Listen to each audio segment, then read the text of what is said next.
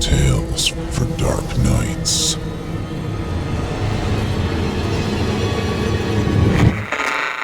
Want to make sure you never miss a Chilling Tales for Dark Nights video again? Be sure to subscribe and hit that bell to turn on notifications. The fire at my campsite was burning low when the stranger separated from the shadows to join me. The collar of his long coat was turned up against the chill, and his bony fingers clutched a rough rope leash that extended behind him into the gathering night. Howdy, camper. I grunted, barely taking my eyes off the comforting flames. There was a row of fires burning all along this side of the hill, a testament to how many people had fled the city this weekend in search of peaceful isolation. My old husky lifted her head to sniff the smoky air in the opposite direction of the man, apparently oblivious to his presence. "You lost or something?" I assumed he had just stumbled into the wrong campsite and would soon continue to his own plot, but he maintained his rigid posture at the edge of the light. I watched his hands tighten as the rope pulled taut, long fingers remaining clenched as it fell slack again. "You got a dog, too?" I broke the silence again, shifting uncomfortably on my uneven stump. "Don't mind Ambus here. Her guard days are over. She's almost blind and won't hear a thing you say unless it's about food." Ambus perked up again, leaning into me as I scratched the thinning fur behind her ear. The man in the coat took a step forward and perched upon a rock, about twice the distance from the fire that I was. His face was sour with pursed lips, the dark stubble on his face doing little to fill his sunken features. He gave a sharp tug in the rope, but it went taut as his animal resisted the effort. I could only distinguish his dog's silhouette in the shadows, but it seemed oddly lumpy and misshapen from here. The man pulled again, viciously this time, like the animal was out of control, even though it was just sitting there on the ground. The animal didn't relent, however, and the man just shook his head and let the rope fall slack again. Ambus used to be like that, too, but there isn't much fight left in her now, I chuckled. Ambus was giving into a scratch, and had slowly been rolling onto her back to grant me access to her shaggy belly. We used to hike here all the time when she was younger. There were fewer people back then, and she could just run without a leash as far as she wanted in any direction. Sometimes I wouldn't see her for an hour, and I'd get so worried, shouting for her until my voice was hoarse. But she always came back, trotting and frolicking, so happy and carefree that I didn't have the heart to stay mad at her.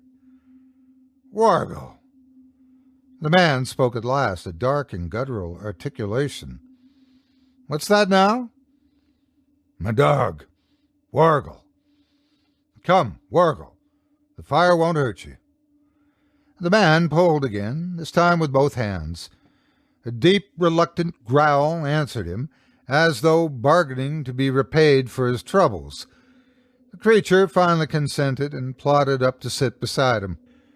I laughed when the firelight illuminated the animal wearing a puffy green dragon costume with soft cloth ridges and wings sewn on the back and sides.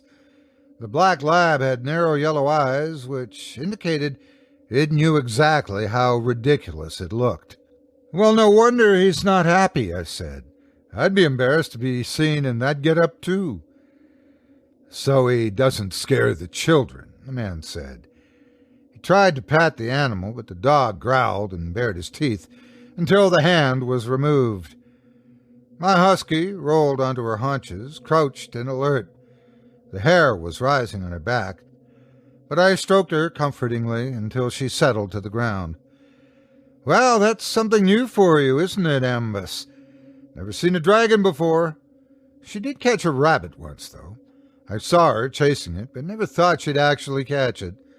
I think she was surprised, too, because the moment she had it in her jaws, it kicked her in the chest and she dropped it right away. I laughed and leaned back against my hands to stare up at the stars. This is probably the last trip out here for us, though. I don't think my heart could bear seeing these hills without her at my side. I tried to laugh again, but the sound came out all wrong. I keep Wargle close, too, the man said. He loves me deeply because he doesn't know any better. Yeah? I didn't know what to say to that.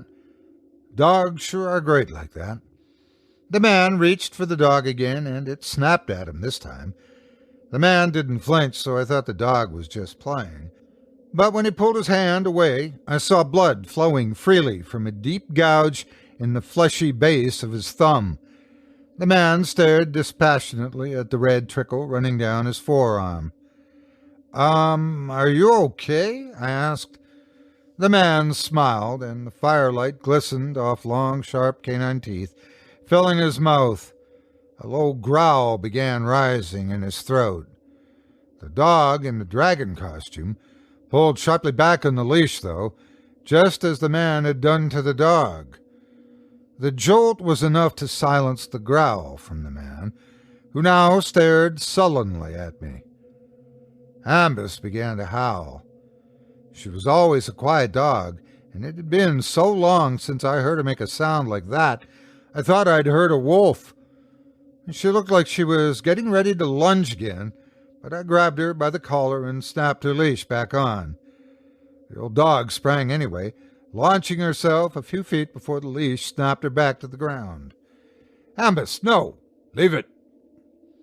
The man began to growl again in response, but the black lab gave another sharp tug on the leash to calm the man. Ambus dropped to my feet and whined, looking at my helpless confusion for guidance. I do so love having an animal companion.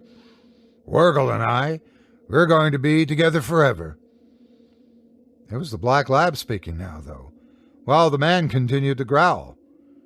I even caught a glimpse of evenly spaced human teeth in the dog's mouth. Together forever. Would you like that? For her to be like Wargle? The black lab inquired innocently.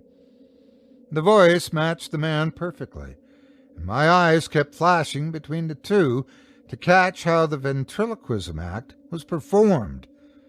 The man's lips were tightly pursed again, though, the subliminal growl never quite vanishing. I don't want forever. The words caught in my throat. Then you don't love Ambus like I love Wargle, the black lab said. It twisted and pulled, and suddenly the rope slipped free from around its neck. It was advancing, but Ambus was ready. I wasn't expecting how powerfully my old dog launched herself. The leash tore free from my numb fingers. I flailed after it, too slow. The two dogs collided beside the fire, interlocking jaws, a howl from Ambus, a human scream from the black lab. They were rolling on the ground now. Through the burning embers, two writhing bodies intermingled in their violent dance. I tried to intervene and pull them apart, but the man was barking and snarling at me now. I could hear Ambus yelp in pain, though, prompting me to charge straight into the man blocking my path. He seemed unsteady on his 2 feet and collapsed readily, allowing me to leap onto the black lab. I gripped its dragon costume and wrenched it back, but the creature wriggled free at once and leaped on Ambus once more. The green cloth removed, the scattered embers revealed black and red interlocking scales like those of a serpent running down the creature's spine. The animal's human teeth made it a poor match for my husky, though, and the two of us were able soon to overpower the creature. The man had already fled, yelping into the darkness by the time I got the two dogs apart. Traitor! The scaled beast howled after its human. Don't you dare run from me, Wargle! With that, the monster sprinted into the night, chasing its human counterpart. I clutched Ambus to me, too afraid to check for her injuries, just holding her and gasping for breath while I listened to the shouting slowly disappear. I won't let you go. I need you. Please, I don't want to be alone. Please, Wargle, please come back. begging and then screaming, and now softly in the quiet night I hear the animal crying as a human might, frightened and alone. Or perhaps they have reunited, and it really is the human weeping over how close he came to losing his only companion. Ambus wasn't seriously injured from the fight, and the dog's human teeth only managed to take a small piece out of one of her ears. She's sleeping at my side as I write this, whimpering slightly in her sleep. I stroked her to comfort her for a long time, but I've stopped since her patchy hair kept coming out in my hand. Since I felt the scales hardening along her skin and hear whispered words smuggled in amongst her quiet whimpering. I won't leave her here, but she might have to wear the dragon costume herself, so she doesn't scare the children. I don't want forever, but I'm sure as hell not ready to let go yet.